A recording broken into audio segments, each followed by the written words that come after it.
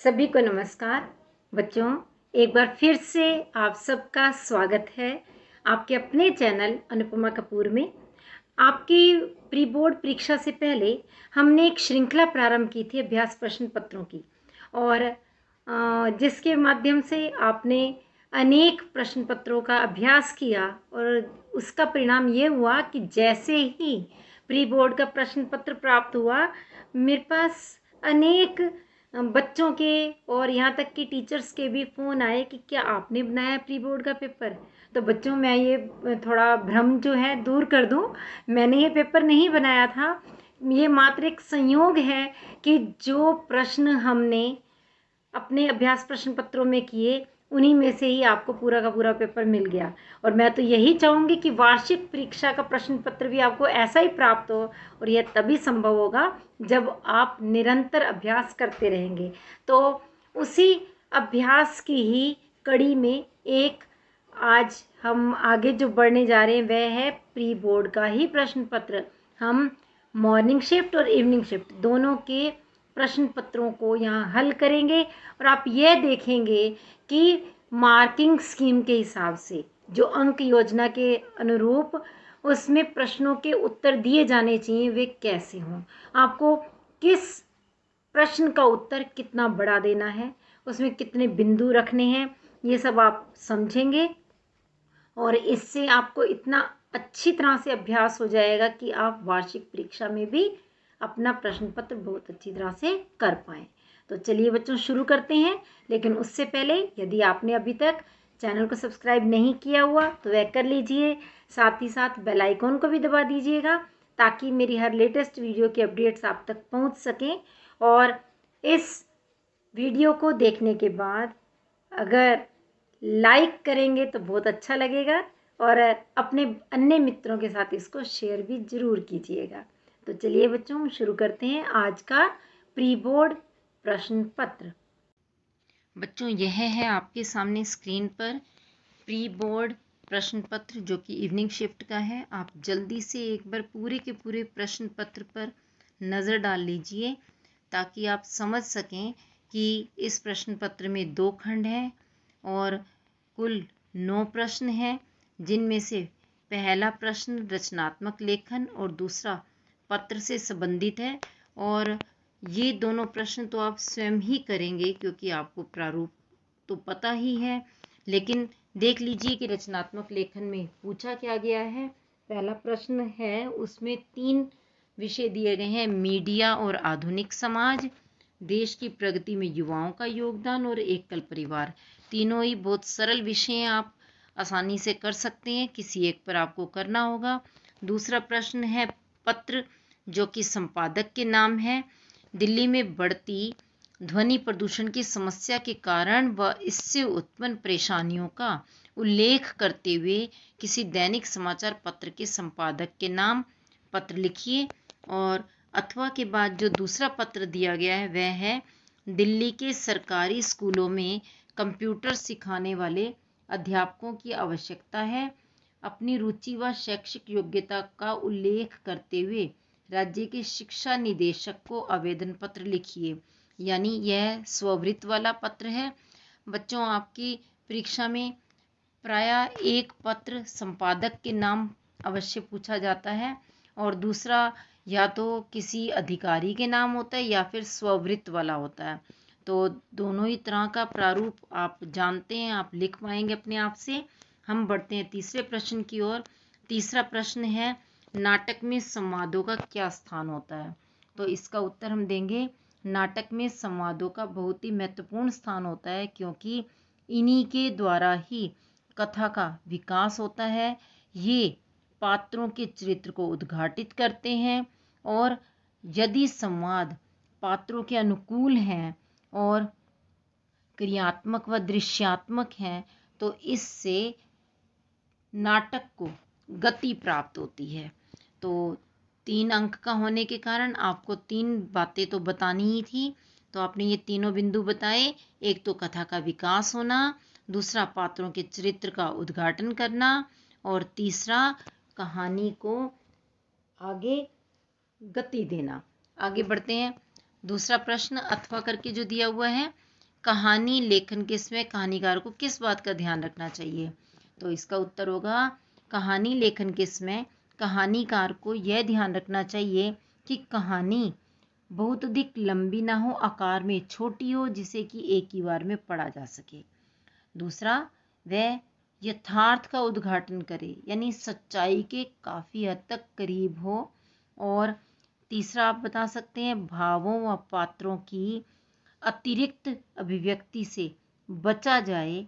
जहाँ तक संभव हो कहानी चरमोत्कर्ष पर जाकर समाप्त हो और पाठकों को स्वयं सोचने के लिए विवश करे, वह उन्हें स्वयं निष्कर्ष निकालने की स्वतंत्रता दे। इस प्रकार कहानीकार उद्देश्य की पूर्ति के लिए अपनी ओर से कोई विशेष आग्रह ना करे, अपितु पाठकों को स्वतंत्रता दे कि वे अपने निष्कर्ष खुद निकालें। ख भाग है, नाटक लिखते समय नाटककार को मूल रूप से किस बात का ध्यान रखना पड़ता है? तो इसका उत्तर होगा नाटककार को मूल रूप से समय के बंधन का ध्यान रखना पड़ता है, क्योंकि नाटक को एक निश्चित अवधि में ही पूरा होना होता है और नाटक कहानी की तरह बहुत अधिक लंबा नहीं हो सकता। नाटक को शुरू से अंत तक एक निश्चित समय सीमा के अंदर पूरा करना पड़ता है ताकि उसका मंचन हो सके और दर्शक उसका पूरी तरह से आनंद ले सकें। तो इसीलिए एक निश्चित समय के अंदर उसे घटित होना होता है। इस बात का नाटककार को ध्यान रखना होगा कि नाटक ऐसा हो जिसमें रंगमंचीयता और समय का बंधन पूरी तरह से निभाया जा सके। अगला प्रश्न, कहानी की भाषा कैसी होनी चाहिए? इसका उत्तर होगा कहानी की भाषा सरल, सहज, सुबोध होनी चाहिए और कहानी में प्रवाहमयता होनी चाहिए। उसके वाक्यों में तारतम्यता होनी चाहिए। आम बोलचाल की भाषा का प्रयोग किया जाना चाहिए। और अगले प्रश्न की ओर बढ़ते हैं। अगला प्रश्न है, विशेष लेखन बीट रिपोर्टिंग से अलग है कैसे? तो इसका उत्तर क्या होगा कि विशेष लेखन बीट रिपोर्टिंग से इस दृष्टि से भिन्न है क्योंकि बीट रिपोर्टिंग में संवाददाताओं के बीच लेखन कार्य का बंटवारा उनकी रुचि, ज्ञान और अनुभव को ही ध्यान में रखकर किया जाता है, जबकि जो विशेष लेखन है उसके लिए समाचार और फीचर के अलावा खेल, अर्थ व्यापार, सिनेमा, मनोरंजन आदि अनेक विषयों पर लेखन किया जाता है, जिसमें कि विशेष जानकारी का होना जरूरी है और इसके लिए भाषा व शैली भी अलग होती है। इसको लिखने वाले विषयों के विशेषज्ञ होते हैं और इसीलिए हर क्षेत्र की एक विशेष तकनीकी शब्दावली का प्रयोग इसके अंदर किया जाता है।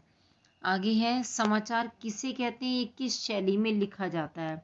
तो इसका उत्तर होगा कि ताजी घटना, विचार या समस्या की ऐसी रिपोर्ट देना जिसमें कि अधिक से अधिक लोगों की रुचि हो और जिसका जन सामान्य पर बहुत अधिक प्रभाव पड़ता हो और जो कि समसामयिक घटनाओं से संबंधित हो, ऐसी रिपोर्ट समाचार कहलाती है।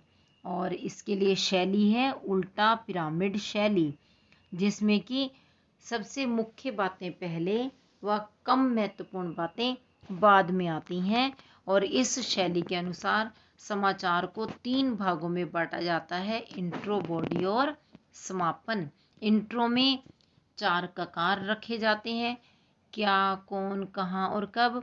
बॉडी में क्यों और कैसे व समापन में कोई भी ककार नहीं होता।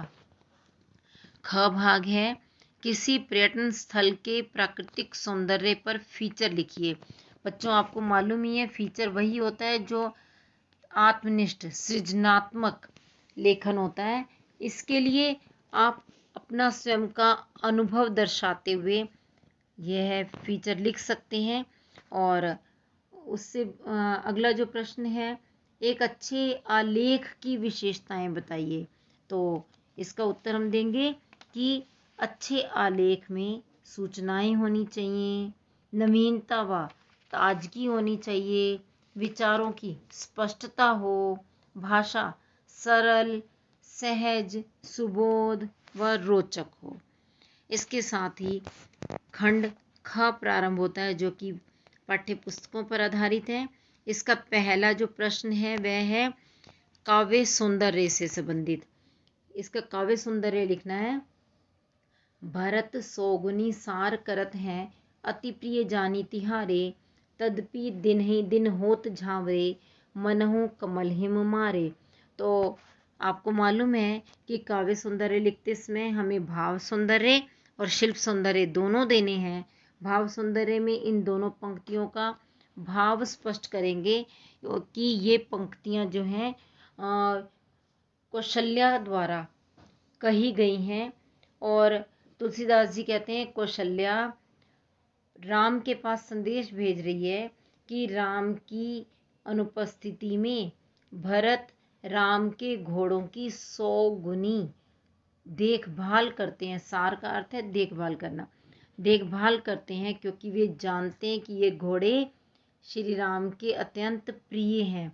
और इसके बावजूद वे दिनों दिन कमज़ोर होते चले जा रहे हैं, दुबले होते जा रहे हैं, मानो कमल की पत्तियों पर पाला पड़ गया हो। यानी जैसे कमल की पत्तियां पाला पड़ने से मुरझा जाती हैं, ऐसे राम के वियोग में उनके वे प्रिय अश्व भी मुरझाते चले जा रहे हैं, कमज़ोर होते चले जा रहे हैं। तो भाव सौंदर्य में हम क्या बताएंगे कि यहाँ भरत के द्वारा राम के घोड़ों की बहुत अधिक देखभाल करने के बावजूद उनके कमज़ोर होने की बात कही गई है, जिसके माध्यम से माता कौशल्या राम के पास संदेश भेजकर उन्हें किसी तरह अयोध्या में वापस बुलाना चाहती हैं।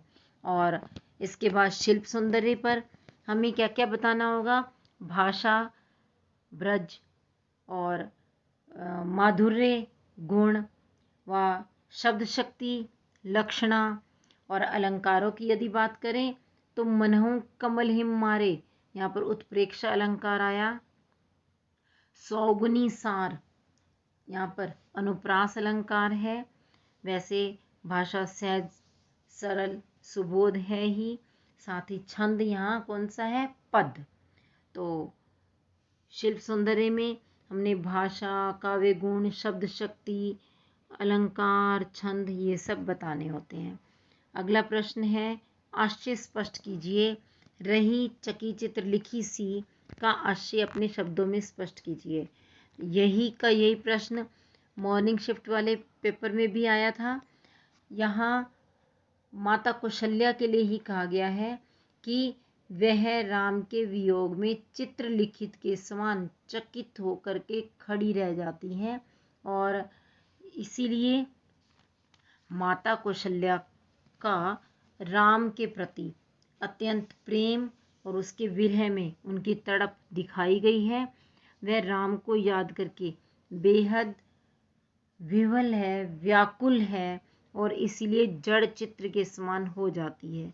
राम की वस्तुओं को देख करके वह हैरान होती है, दुखी होती है और भ्रम में रहती है और इसी कारण वह जाकर के उन्हें जगाती भी है, परंतु जैसे भ्रम टूटता है तो वह चित्र के समान होकर के बिना हिले डुले खड़ी रह जाती है।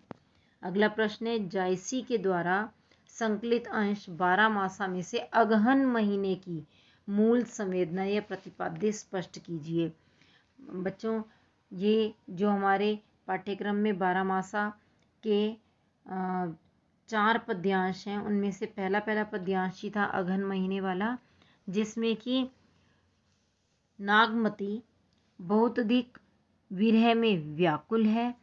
उसे लगता है कि अपने पति रत्नसेन के विरह में वह दीपक में बाती की भांति दिन रात जल रही है और नागमती को किसी भी तरह से अपने पति से मिलना है, इसलिए वह कौवे और भंवरे के माध्यम से उसके पास संदेश भी भेजती है।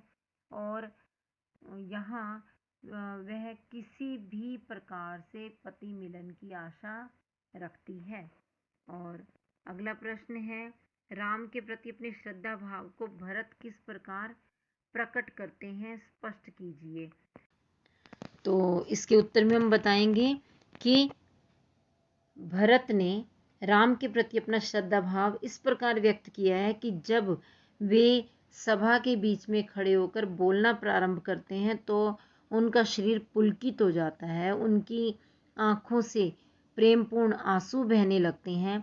वे राम की महानता और हृदय की विशालता का वर्णन करते हैं। इस प्रकार वे अपना श्रद्धा भाव दर्शाते हैं।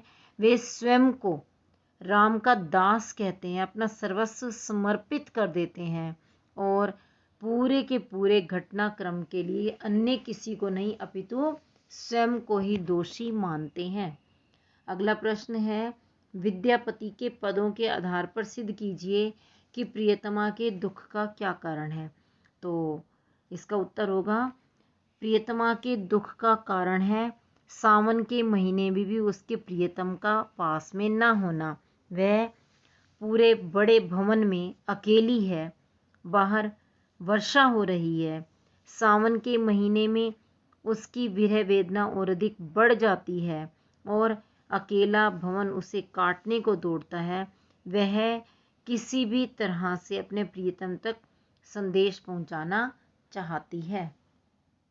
7वां प्रश्न, प्रमाण से अधिक महत्वपूर्ण है विश्वास, कहानी के आधार पर टिप्पणी कीजिए। तो इसका उत्तर हम देंगे कि शेर कहानी के माध्यम से असगर वजाहत जी ने यह बताना चाहा है कि प्रमाण से अधिक महत्वपूर्ण होता है विश्वास, क्योंकि विश्वास के कारण ही जंगल के सभी जानवर शेर के मुंह में चले जाते हैं और प्रत्येक को ऐसा लगता है कि जैसा शेर ने कहा है उसी प्रकार उन्हें अपनी इच्छा अनुसार वहाँ सभी सुविधाएं प्राप्त होंगी। जैसे किसी को रोजगार का दफ्तर मिलेगा, किसी को घास का मैदान मिलेगा और किसी को स्वर्ग प्राप्त होगा। वे सब इस बात का विश्वास कर लेते हैं कि शेर अहिंसावादी हो गया है, न्यायप्रिय है, वह बुद्ध का अवतार बन चुका है और इस प्रकार वह चुपचाप विश्वास करके बिना किसी प्रमाण की मांग किए ही उसके मुंह में चले जाते हैं। तो इस के माध्यम से लेखक समझाना चाह रहा है कि जनता का विश्वास अर्जित कर लेने के बाद सत्ताधारी सदैव उनका शोषण करते हैं, क्योंकि जनता तो उनसे बदले में कोई भी प्रमाण की मांग ही नहीं करती। अगला प्रश्न है, लेखक के अनुसार स्वातंत्र्योत्तर भारत की सबसे बड़ी ट्रेजेडी क्या है और कैसे।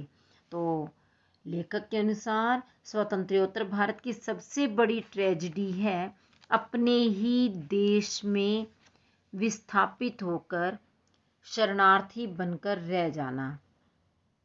क्योंकि जब औद्योगिकरण के कारण विस्थापन हुआ तो अनेक लोगों को अपना घर परिवार छोड़कर नए स्थानों पर जाकर के रहना पड़ा और वे आधुनिक भारत के नए शरणार्थी बनकर रह गए। और ऐसे में हम लोगों ने पाश्चात्य अंधा अनुकरण किया, पश्चिमी सभ्यता का अनुकरण करते हुए उनके अनुसार ही अपनी योजनाएं बना डाली और अपने परिवेश को ध्यान में नहीं रखा। फलस्वरूप औद्योगिक विकास तो हुआ, परंतु हम अपनी संस्कृति से दूर होते चले गए और इस प्रकार जो विस्थापन हुआ वह स्थायी विस्थापन हो गया कि वहाँ से उजड़ करके जो लोग गए वे वापस अपने मूल निवास स्थान पर नहीं लौट पाए। अगला प्रश्न, उस छोटी सी मुलाकात ने संभव के मन में उथल पुथल उत्पन्न कर दी, इसका सूक्ष्म विवेचन कीजिए। तो इसका उत्तर होगा कि उस छोटी सी मुलाकात ने संभव के मन में उस अनजान लड़की से दोबारा मिलने की इच्छा जागृत कर दी थी। उसके हृदय में इतनी उथल पुथल मच गई थी कि वह अपनी दैनिक दिनचर्या को भी भूल गया था और हर समय उस लड़की का ही ध्यान कर रहा था। उसी से मिलने की पुनः इच्छा उसके मन में उत्पन्न हो गई थी और उसकी आंखों में उसी लड़की की ही छवि बस गई थी। वह रात को भी ठीक से सो नहीं पा रहा था और ना ही उसे भूख लग रही थी। वह गलियों में उसी लड़की को ही ढूंढता हुआ फिर रहा था और इसी कारण वह चाहता था कि जितनी जल्दी हो सके वह वापस उस स्थान पर पहुंचे जहां पर कि आरती किस्में उस लड़की ने आने का पुजारी जी से कहा था। तो इस प्रकार वह पूरी तरह से उस लड़की की याद में बेचैन हो जाता है। अगला प्रश्न, 4 हाथ लघु कथा पूंजीवादी व्यवस्था में मजदूरों के शोषण को उजागर करती है। इस कथन को सिद्ध कीजिए। 4 हाथ लघु कथा में यह बताया गया है कि पूंजीपति अलग अलग तरह के उपाय करके मजदूरों को पंगु बना डालते हैं, मजदूरों का शोषण करते हैं। वे अपने अहम की संतुष्टि के लिए अलग अलग तरीके ढूंढते हैं और मजदूरों के अस्तित्व को ही समाप्त करने की चेष्टा करते हैं। मजदूरों का विरोध ना करना और मिल के कलपुर्जे के समान बनकर रह जाना उनकी लाचारी है और इसी लाचारी के कारण मजदूर आधी मजदूरी में भी काम करते हैं, परंतु पूंजीपति केवल अपना स्वार्थ सिद्ध करते हैं। वे मजदूरों की मजदूरी तो आधी कर देते हैं और अपना मुनाफा दुगना कर लेते हैं। अगला प्रश्न, दूसरा देवदास कहानी के शीर्षक की सार्थकता को स्पष्ट कीजिए। तो दूसरा देवदास कहानी का शीर्षक पूर्णतः सार्थक है क्योंकि यह संक्षिप्त है, रोचक है, विषय वस्तु के अनुकूल है। इसमें जो संभव नायक है वह शरत चंद्र जी के उपन्यास के नायक देवदास की भांति ही पारो के लिए बहुत अधिक बेचैन है, उससे मिलना चाहता है और वह कहानी के अंत में अपना परिचय अपने मुख से स्वयं ही संभव देवदास कह करके दे देता है, जिससे यह पता चलता है कि उसके मन में भी उस अनजान लड़की जिसका नाम पारो है उससे मिलने की इच्छा जागृत हो चुकी थी और प्रेम का प्रस्फुटन हो चुका था, उसके प्रति प्रेम जागृत हो चुका था और इस प्रकार यहाँ संभव एक अन्य देवदास की भांति ही अपने निश्चल प्रेम को दर्शा रहा है। इसीलिए इस कहानी का शीर्षक दूसरा देवदास बिल्कुल सही है, सटीक है। 9वां व अंतिम प्रश्न, विश्वनाथ ने दिलशाद गार्डन के डियर पार्क में क्या देखा? तो विश्वनाथ ने दिलशाद गार्डन के डियर पार्क में बत्तखों को देखा जो कि अंडे देने के बाद अपने पंख फैलाकर अंडों को दुनिया की नज़रों से बचाकर रखती हैं। बत्तखें अंडा देने के लिए पानी को छोड़कर ज़मीन पर आ जाती हैं और इसके बाद अपने अंडों को सेती हैं, उनका पूरा पूरा ध्यान रखती हैं, उन्हें कौवे की ताक से बचाती हैं और बहुत ही ध्यानपूर्वक सावधानीपूर्वक अपनी चोंच में दबा करके उन्हें उलटती पुलटती भी हैं। ठीक इसी प्रकार से माँ भी अपने बच्चों को दुनिया की बुरी नज़रों से बचा कर रखती है, उनकी बड़ी देखभाल करती है। तो यहाँ लेखक को लगा कि माँ और बतख एक जैसे ही हैं, दोनों में ही प्रेम का भाव भरा हुआ है। अगला प्रश्न, हमारे आज के इंजीनियर ऐसा क्यों समझते हैं कि वे पानी का प्रबंधन बेहतर जानते हैं और पहले के ज़माने के लोग कुछ नहीं जानते थे?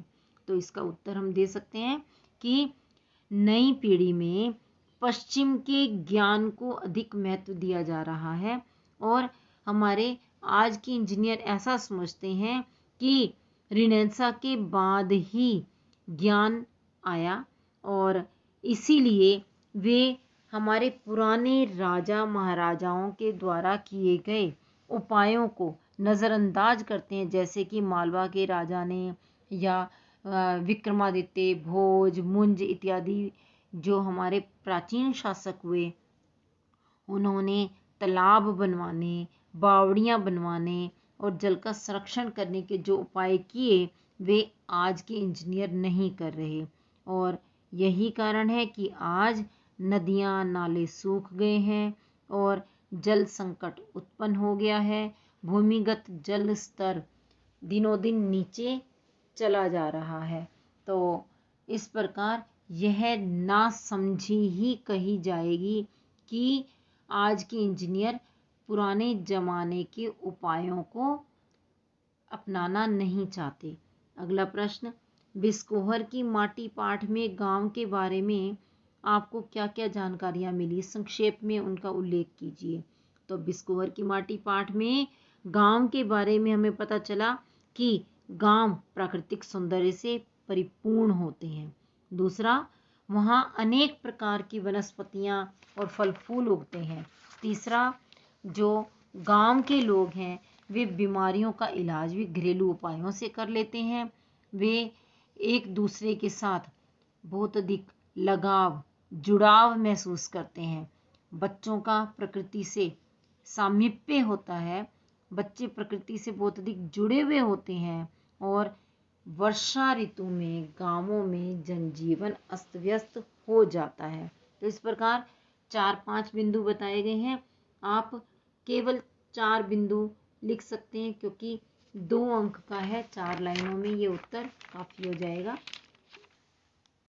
तो बच्चों, मुझे लगता है कि अब आपको ये प्रश्न पत्र समझ में आ गया होगा और अब आप वह गलतियां बिल्कुल नहीं करेंगे जो अभी तक करते थे कि 2 अंक का उत्तर तो आपने पूरे पेज का भर करके लिख दिया और 3 अंक के उत्तर में 3 वैल्यू पॉइंट्स ढूंढना भी मुश्किल हो जाए। अब आप अंकों के अनुरूप ही वैल्यू पॉइंट्स को देखते हुए अपने प्रश्नों के उत्तर देंगे और यदि फिर भी आपको कहीं भी किसी तरह की कोई समस्या रहती है तो आप बेझिझक मुझसे पूछ सकते हैं। कमेंट बॉक्स में लिख करके बताइए आपको क्या चीज़ समझ में नहीं आई या कहाँ कुछ असमंजस है, आप मुझसे पूछ सकते हैं। मैं आपकी पूरी मदद करने का प्रयास करूँगी और हम फिर मिलेंगे अगले वीडियो में अगले अभ्यास प्रश्न पत्र के साथ। तब तक बच्चों अपना ध्यान रखिए, दिल लगाकर पढ़ाई कीजिए, स्वस्थ रहिए, खुश रहिए। सभी का बहुत बहुत धन्यवाद कि आपने अंत तक इस वीडियो को देखा।